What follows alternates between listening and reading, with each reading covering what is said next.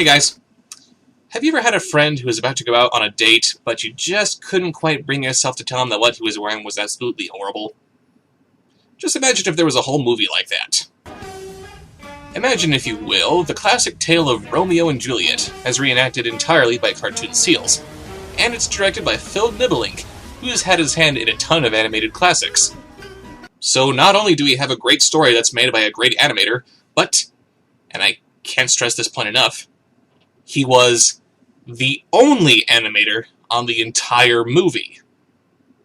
I am not even kidding with that. He was the only animator working for 4 years straight on this project. He also produced it, wrote it, and edited it all on his own. Seriously, the only thing that he didn't do was the music and the voice acting. Oh, wait, he did some of that too. So what's so bad about this monumental labor of love? Well, let's check out Romeo and Juliet Sealed with a Kiss and find out. The movie opens with a little narration about who we're going to be following. Once upon a time, in a world not very different from our own, there lived two families, alike in dignity, differing only in color. The Capulets and the Montagues. And from these two foes came two star-crossed lovers. Ah, yes, because when I hear the words Romeo and Juliet, the first music that pops into my mind is hot jazz. We see Benvolio being chased by a couple of Capulets, and we're introduced to our running gag for the movie. Oh, Benvolio. I knew him well. This one line isn't too bad, but trust me, the other Shakespeare jokes get really annoying really fast. To be or not to be? That is the question. And the narrator points out that they'd forgotten what this feud's all about to begin with, but I wouldn't be surprised if they wanted to kill Benvolio here because of his voice. He's definitely not to be. So they fight for a bit, but then...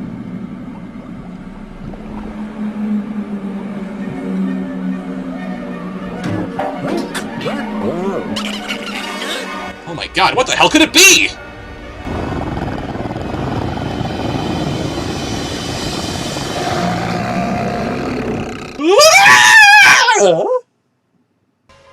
Prince! Your Majesty, if ever you disturb this beach again, your very lives will pay the price. Banishment to Shark Island.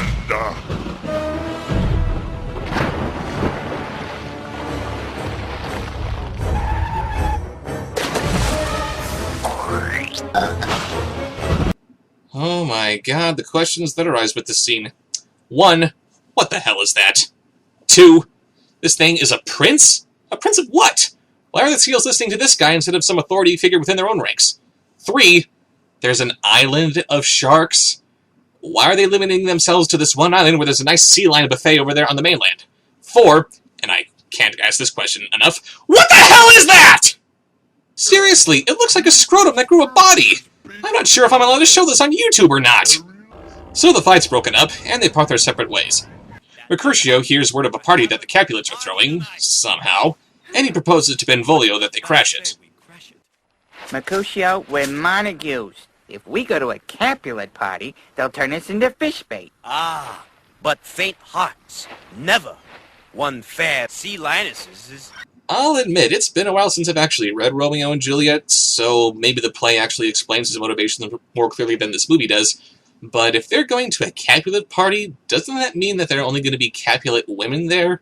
Exactly how much poo do you expect to get from your mortal enemies? They later find Romeo moping on a cliffside. Gah! And he apparently just came back from seeing the optometrist.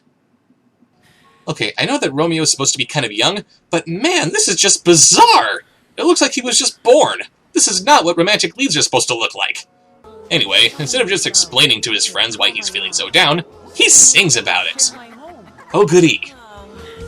I need a girl who will be true. Someone to swim with in, the ocean blue. A girl who can love me for who I am. I need a girl who will understand.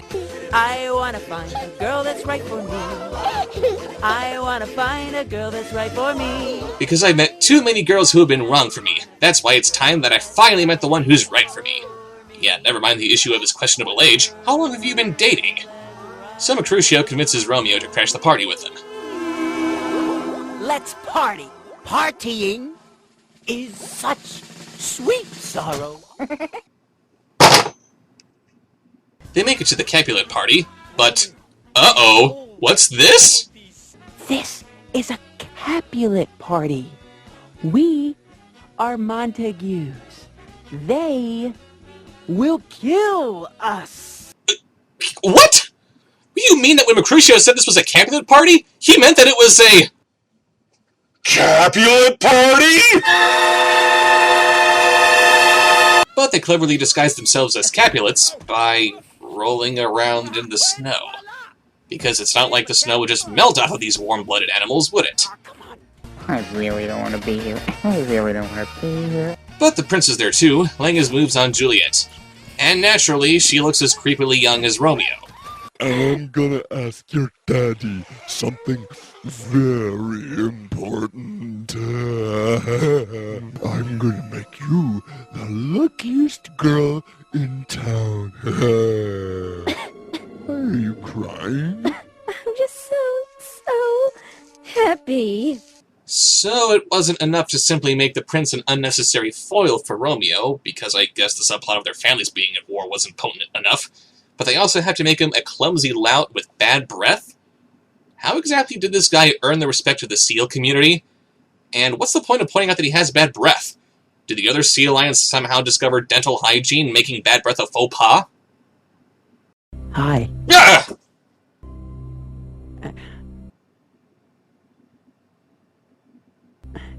Hi. Okay, thank you for the nightmare fuel, Romeo. Actually, he's just introduced himself to Juliet, which makes Mercutio break out into song. Love is in the air. Love is everywhere. When a sea lion meets a sea lioness, they fall in love. Very in love. And I think it's going to be a long, long time. The touchdown brings me back again to find I'm not the man they think I am back home. Oh, no, I'm a rocket man. Rocket man. Burning out his fuse out here, alone. So I guess when Romeo says that he's looking for the right girl who will understand him, he figures that the best thing to do is make out with the first girl that you see only after exchanging one word of dialogue with her. This is embarrassing. So the prince chases him around a bit, and his true self is revealed. Romeo, Montague. A Montague. Montague. Oh no! Now the prince knows that it was Romeo who was moving on his girl. Now he's gonna have him banished to Shark Island. Huh? He doesn't have him banished to Shark Island? Does he meet any kind of punishment from the prince? Oh, yeah. Oh, okay. Oh no! Now the prince knows that it was Romeo who was moving on his girl, and now he's gonna do absolutely nothing! So Romeo and Juliet prepare for their famous balcony scene, underneath a tree that can somehow survive being in the Arctic Circle. Romeo. A Montague. The only son of my only enemy. But it's only his color that's my enemy. Oh, what's in a color? Girl, you're already involved in a story that deals with pointless feuding, suicide, and possible pedophilia. Why don't we just go ahead and leave the sticky subject of race relations out of this, okay?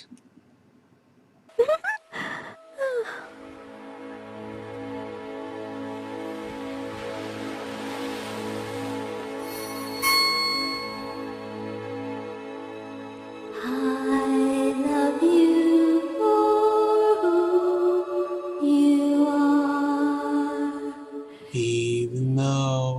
I know not who you are. I love you for who you are.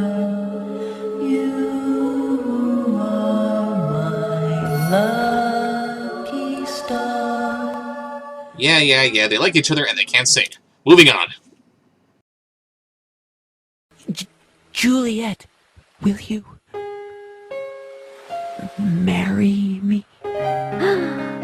You see, this is why it's a bad idea to have only one artist on any one movie. You need other people to bounce ideas off of.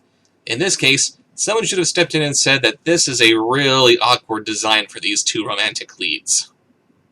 Seriously, these characters just look too young and innocent for comfort. I feel dirty just watching these two. The giant heads, the big innocent saucer-like eyes. I feel like I'm watching animated child porn or something. Couldn't they be drawn to look more like Mercutio or something? I know I was complaining about the penguin boobs from Happy Feet before, but these characters are a lot more cartoony. They could benefit from that kind of exaggeration. Instead, these seals just look like little children. It's just creepy! Meet me tomorrow at Friar Lawrence's church, and there we shall be wed. Friar Lawrence, huh? You know, suddenly I'm reminded of The Lion King, where they establish where the king of the lions does in fact marry his lionesses. They leave it kind of vague as to what that actually entails, but in this movie, they actually have friars. Do these animals believe in Christianity? But enough of asking whether or not animals actually believe in a higher power. Let's actually meet this Friar Lawrence who— Hi, Squirrel Merlin! No, seriously, it's Merlin from Disney's Sword in the Stone! Come on, movie, your character designs may have been a little bit creepy, but you shouldn't have to rip Disney off. And feel free to correct me on this, but I don't think sea otters actually live this far north. But yeah, Romeo goes to Friar Lawrence to ask if he'll marry them, and he agrees just as Juliet shows up. Juliet! Ah, and here she is now.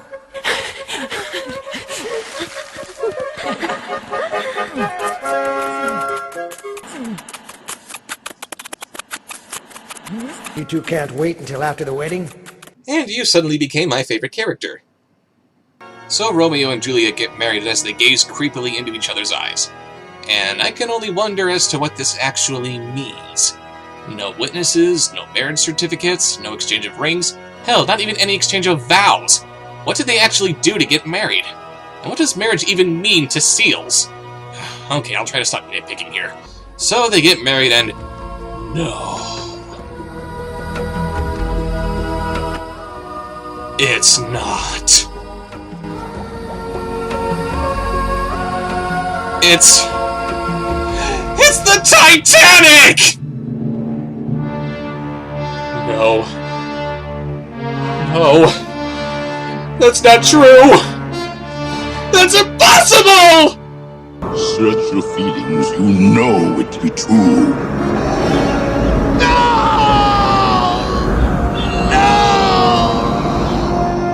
It's another animated Titanic movie! Because 3 horrible animated movies about the Titanic just wasn't enough, someone had to go and make a 4th animated Titanic movie! My god. I'm gonna be stuck reviewing animated Titanic movies for the rest of my life! Spoonie thought he'd just do Final Fantasy VIII just for kicks, and now he's stuck reviewing every single Final Fantasy game! I reviewed Tentaclino, and I've got animated Titanic movies! The Nostalgia Critic knew! He knew that if he ever did Tentaclino, he too will be doomed to review every Titanic movie that doesn't even exist yet! Why didn't you warn us, Nostalgia Critic? Why didn't you warn us?!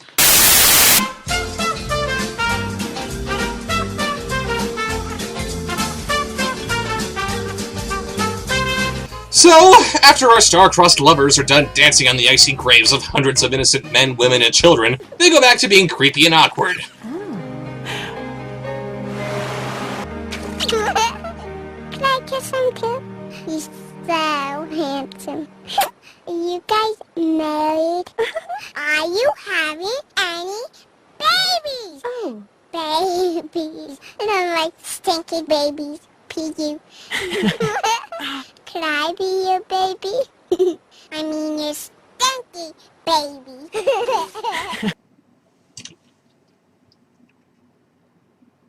But the prince discovers their creepy canoodling, and once again does absolutely nothing. Seriously, we saw that he has no qualms about eating Romeo, so why doesn't he just try doing that again?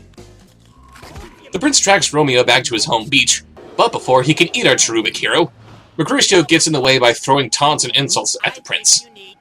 And I have no idea why. He doesn't seem to have mouth diarrhea during the rest of the movie, so where is this coming from? You know, I can't tell if you're going forwards or backwards.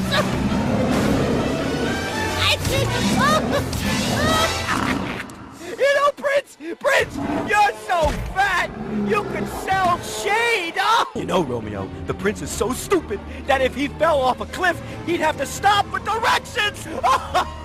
I'm killing myself. Mercutio. And Mercutio falls to his death. Romeo and the prince fall off the cliff too, and they somehow survive completely unharmed. Consistency? What's that? The prince banishes Romeo to Shark Island for the heinous crime of stealing his girl. Now, Juliet, you will love me. We marry tonight. And I'm just wondering why the rest of the seal colony doesn't just rise up against the prince for killing one of their own, but, oh no! Romeo's getting banished! Oh my god! We then get a musical number with the prince. It's not catchy, it's not clever, it tells us nothing about his character, it pops up with no lead-in, and it goes absolutely nowhere, so let's just skip it. We then cut to Shark Island, where we see Romeo has not been eaten by its shark population, and he... Oh god, the goldfish again! We've already got enough disturbing cuteness from the main characters, we don't need you around to lighten the mood! You know, I don't like the ocean. It's too wet. Too wet compared to what? You're a fish! Oh, I think you need me to sing you a little song. Sing a little song? What an unforeseen development! Twinkle, twinkle, little star, how I wonder what you are. Up above the world so high, like a diamond in the sky. Twinkle, twinkle, little star, how I wonder what you are. Okay, bye-bye.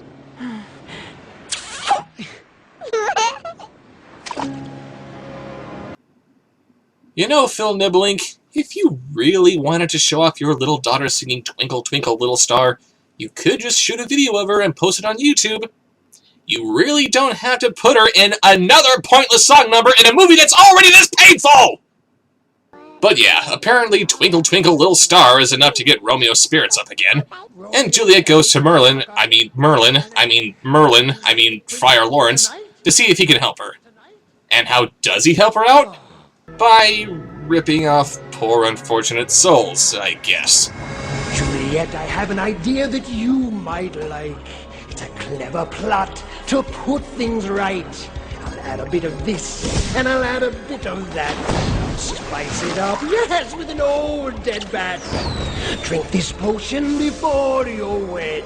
You go to sleep and think you're dead. Come on, you poor unfortunate soul!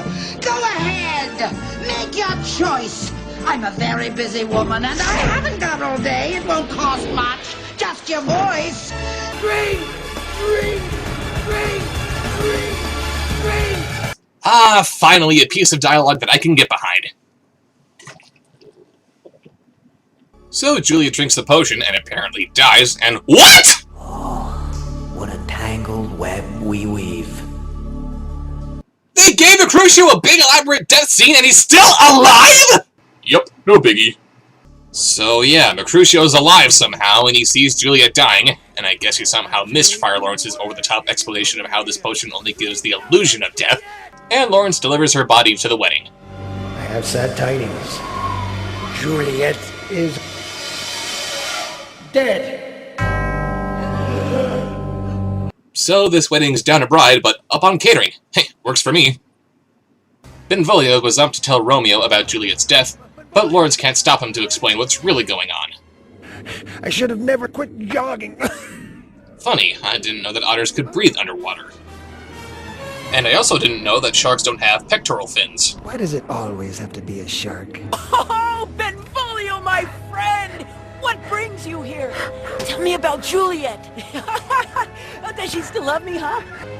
Benvolio. Romeo.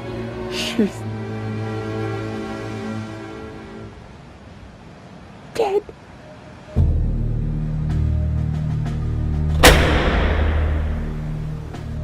Romeo goes up to see if what Benvolio said is true, and it's a tragic, heart-wrenching scene as he sees his beloved lying dead before him.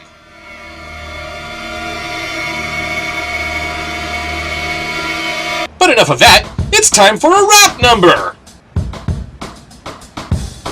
Come on, Sharky, you big ugly whale. Don't you want to bite my nice sturdy tail? You like it, you want it, it tastes real fine. You gotta come now, 'cause it's dinner time. Dinner time! Dinner time! Everybody's feeling fine because it's dinner time!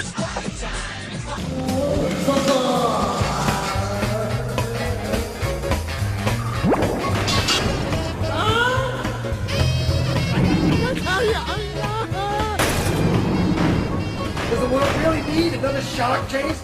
Oh, I don't know. Does the world really need another animated Titanic movie?!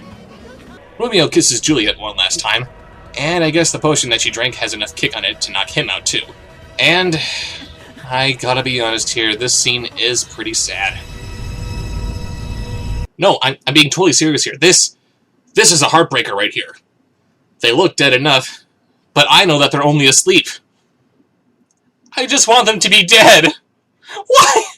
Why can't they be dead? Why? Where are these enemies? Capulet? Montague? See how your hate has found a way to kill your children? No, not really. We've seen dozens of our family members get killed over this feuding. This shouldn't be that big of a shocker.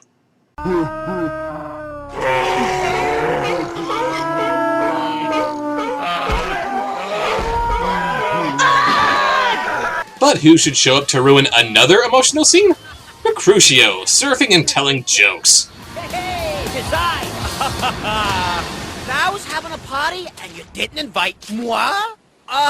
To surfer the slings and arrows of outrageous... Ooh, this party looks dead. What's the point of trying to bring emotional depth into this movie if you're not gonna let anything sink in? A, because. B, it's. C, boring! Need any more of your precious reasons? But yeah, they wake up, they all dance, and no one questions how the hell Mercutio is alive. Oh yeah, and the prince meets a lady sea lion manatee scrotum creature. Glad to see that little subplot got resolved. So that was Romeo and Juliet sealed with a kiss. And there are only two words that can fully describe it. Beautiful crap. The animation is gorgeous, and I can't stress enough how impressive it is since this entire movie was made by only one person. But that's also its biggest problem. Filmmakers need other people to gauge their ideas to see what works and what doesn't. The jokes don't work, the character designs for Romeo and Juliet themselves don't work, a lot of the plot points don't work, the musical numbers don't work. It's just a beautifully animated mess. Oh yeah, and it's also got one other really big problem with it. It's another animated Titanic movie! But, as long as Captain Morgan has plenty of iced tea handy, I think I'm gonna be okay. And I think it's gonna be a long, long time till touchdown brings me around again to find I'm not the man they think I am at home. Oh no, no, no. I'm a rocket man. Rocket man, burning out his fuse out here. Hello. And I think it's gonna be a long, long time till touchdown brings me around again to find I'm not the man they think I am at home. Oh, no, no, I'm a rocket man. Rocket man, burning out his fuse out here alone. think it's gonna be a long, long time. And I think it's gonna be a long, long time. And I think it's gonna be a long, long time. And I think it's gonna be a long, long time. And I think it's gonna be a long, long time.